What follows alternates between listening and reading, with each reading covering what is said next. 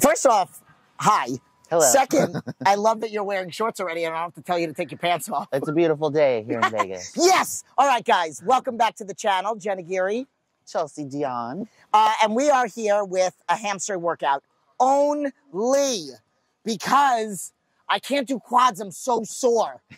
And so basically, first and foremost, we're going to talk about why we're doing something a little different. You know me, I like to go 1,000%. Her being a bodybuilder, she goes ham in the gym all the time.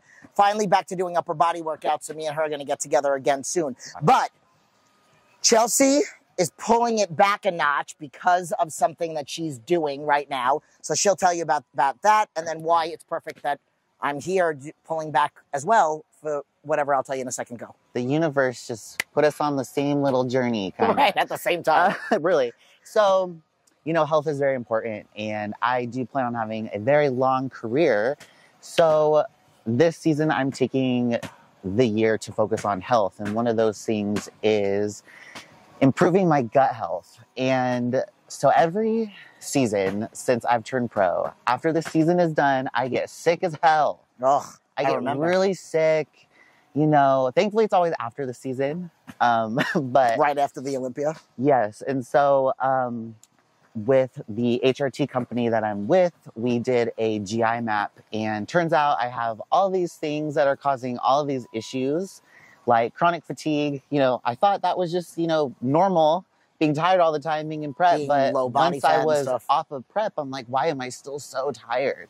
And so due to the imbalances in my gut bacteria, you know, we understand why. So I've been on basically a gut health rebuild protocol. I'm about 5 weeks in, so I have it's 12 weeks, right? 12 weeks. Oh, I'm like 6 weeks in almost. So I'm basically halfway through it. And one of the things that we have to do to improve my gut health is reduce inflammation. So stress, we have to reduce stress. I have to get great sleep, and we have to pull my training back, because a huge cause of inflammation is how hard we train all the time. So I'm training every other day.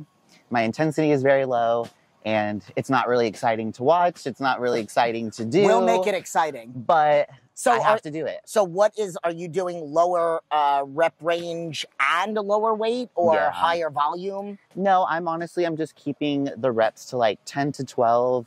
I'm keeping the weight relatively light, and I'm just focusing on the mind-muscle connection. And are you doing slower tempos? Yeah, I mean, I've always kind of trained slower tempo, but I'm just focusing on that mind-muscle connection. And if I feel like I'm pushing a little too hard, I stop. Okay. Just because I just don't want to have to prolong this. Right. And they're like, wait, we're going to add on another 12 weeks. Yeah, I don't want to do that. And I know that once we're done with this protocol, that my body is just going to fire on all cylinders. And if you think about it, you cannot peak a body that isn't digesting things properly or absorbing the nutrients properly. So next season is going to be fucking on. But when she's done with this, everything is really back up. So everything has a purpose, and right now has a purpose for my future physique. So me, I'm almost 5-6 weeks out from surgery. So but I also did I'm with Andy for the first time in 5 weeks, so my quads are sore like it's day one with Andy. Man, I miss being sore. I know, but it's so bad. So like, I can't do quads today. I can't do coffee cakes. Leave in the comments if you know what movie that's from. Do you know? No. Don't say it. Okay, I'll tell you after. So I'm gonna go lighter on hamstrings today, and then when we get back together for upper body, I have to go lighter because I just got my boobs done. So you need to go really, they're not like healed for like 6 months. Yeah. So I need to go really light. I'm going to need you to dial me down. Yeah, I can. I don't know how to do that. Like, slow down, bitch. Put the weight down. Put the weight down. All right. So let's just get to work. We're going to start with seated hamstring curls. Yeah, that sounds good. Okay, good. Let's go. All right. So top set. Again, remember, we're not going crazy. Me and her are doing the same weight, actually. I think I might have even started with less than her. And we're just going for a good squeeze. My quads are, having this on the quads is so painful.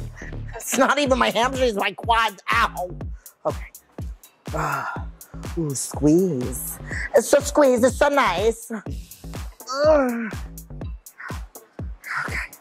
I don't know what number that is, but Nice big hamstring stretch. Boom, let the weights almost touch. Boom. I don't know what that is.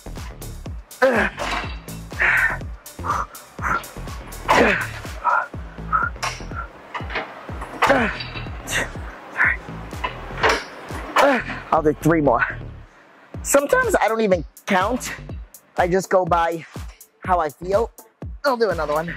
And if I'm not using my back, which minimal on this machine as opposed to the prone, I'll just like go for the amount of reps that I can do and then keep a few in the tank. All right. Good advice. All right, let's go. She went heavier than me. I did. Well, she's got stronger hamstrings than I do. I like to focus on holding it at the bottom. Technically, I try to do that sometimes too. Like a hard contraction, so concentric, then hold for 2 seconds, and then a 3-second release. Yeah. Mm-hmm. So 1, 2, 3 is the count. I'm just wanting to get as much mind muscle connection as I possibly can. And with seasoned athletes, like, you can have a conversation and really connect with the muscle. But those of you that are very new to this, you definitely do want to try to stay focused and stay present. How many did you do? I don't know. Doesn't matter. Yeah. All right. Next up, we're gonna do RDLs. So we're not gonna go heavy. We're also both not going to use grips because I want to work on getting some juicy forearms, and she needs to not go heavy because of her TTs. So we're just going to keep it nice and light, focus on the stretch, focus on the contraction, and just, I don't know. Do the thing. Do a thing. Am I? Okay, chest up, shoulders back. Push the butt back, get a nice big stretch. Keep those hands close to the shins. So everybody's range of motion is different. You want to make sure that you stick your butt out and your chest out, shoulders down and back. Don't curl your back just to get down lower, because then you're not going to feel the stretch in the hamstrings. If you don't feel the stretch throughout almost the whole entire movement, then you're not doing it right. So clean up your form. Again, pinch those shoulder blades down and back. And then again, see how close she's keeping those dumbbells to her thighs and shins.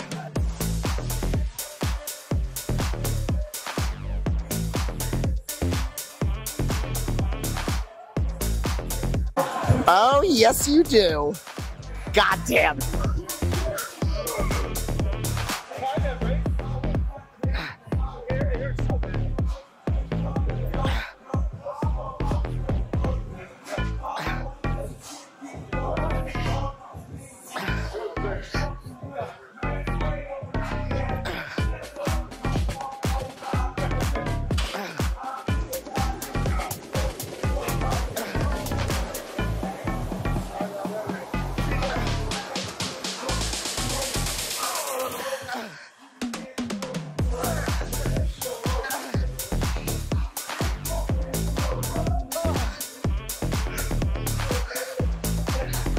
Okay, go, let's get the camera on. All right, so now, single leg hamstring curl. So since we just did RDLs, this one, when done properly, like I personally like this because she's bent over, you can kind of see. So they do have ones where you stand upright. I don't like that. I feel like my back kicks in a little bit. But notice, look at how beefy her hamstrings look. Notice how her butt's not coming out, or her back is not firing. So you lean over, and sometimes if I even at all start to feel it in my back, I'll lay even more on it. So instead of putting my elbows like hers are on, I will literally fully lay my chest on it. So we're just doing like 10 or 12. We're not going heavy. Our legs are kind of fried. And then we're gonna end with one last hamstring.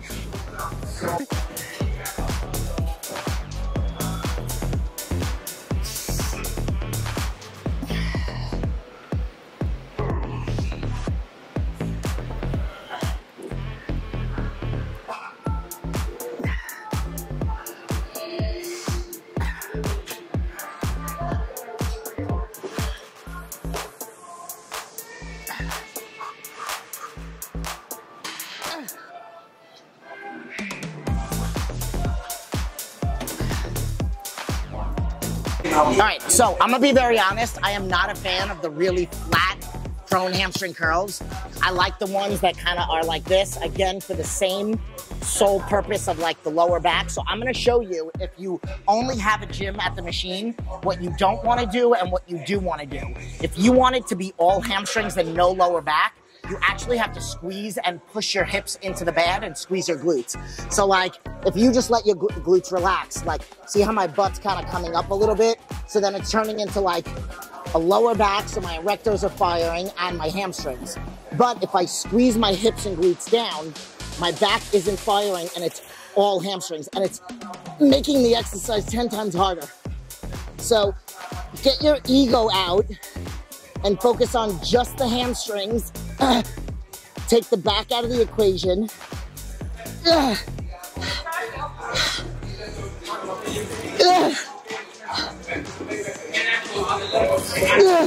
And I got like fucking 30 pounds on there. Such a weenie. All right, listen, this is to all the people that do 30 pounds. I'm not calling you a weenie, I'm calling me a weenie because I don't usually use that. Okay, I love you. She's really calling you a weenie. Shut up. So Chelsea looks like she's giving the machine the business. All right, so she's gonna do the same thing. Squeeze like your ass is trying to eat your shorts. Ah, pinched me. Don't do that. Yeah, so your knees might come up a little bit. I feel like I felt that. Like when you squeeze your glutes and you push them down, your knees come up a little. So I mean, you're getting a little glute activation a lot by squeezing the whole entire time, but you're taking the lower back completely out and all hamstrings.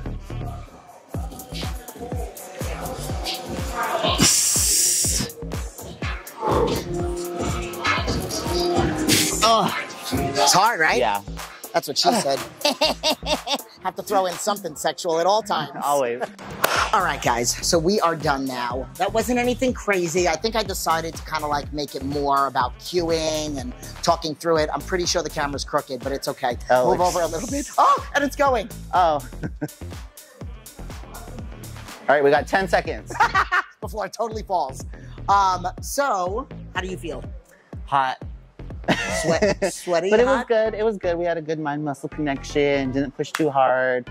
Just focused on the muscle. Yeah, and then we actually already scheduled another upper body workout, so keep an eye out for that. We're gonna do back and shoulders in the next one. Leave your comments below. Let us know what you thought, if you liked some of the cues that we gave, and maybe what else you want to see after the back and shoulders. So, see you in the next video. Bye.